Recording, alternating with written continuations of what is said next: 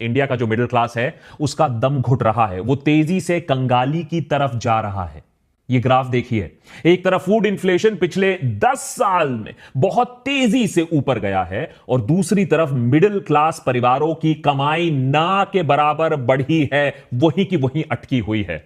बाजार में साबुन से लेकर बिस्किट तक हर चीज की बिक्री में कोई ढंग से ग्रोथ ही नहीं हो रहा है या ग्रोथ में गिरावट आ रही है। इस सब में एक नया खतरनाक पहलू भी शामिल हो चुका है। बहुत से मिडिल क्लास परिवार एक डेट ट्रैप के अंदर फंस रहे हैं और उनके घर लोन रिकवरी एजेंट्स के नाम पर बैंक गुंडे भेज रहे हैं। या तो वो इस सिचुएशन में सोना बेच रहे हैं, प्रॉपर्टी बेच रहे हैं या और कर्जा उठा रहे हैं अपना काम चलाने के लिए। आलम यह है कि भारत में साबुन, बिस्किट, डिटर्जेंट जैसी रोजमर्रा की प्रोडक्ट्स में उसमें भी बिक्री में कम उसमें रेट्स दिख रहे हैं। बात सही है, रोल्स रॉयस बिक रही है, लेकिन आम व्हीकल्स की जो ग्रोथ है वहां भी स्लो हो रही है।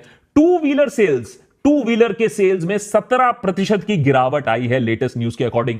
नेट एफडीआई भी गिर रहा है। इंडियन कंपनीज भी बाहर विदेशों में ज्यादा इन्वेस्ट कर रही हैं और जीडीपी ग्रोथ रेट भी टारगेट रेट से बहुत कम चल रहा है। एस्टिमेट्स की क्या बात कर रहे थे हम, 2025-26 की अगर हम बात करें फाइनेंशियल ईयर में जीडीपी ग्रोथ 6.5% के आसपास रहेगा, जो कि 8% के टारगेट था हमारा। अगर 8% नहीं है तो आप भूल जाइए अपना 5 ट्रिलियन टन इकोनॉमी 2028-2030 तक।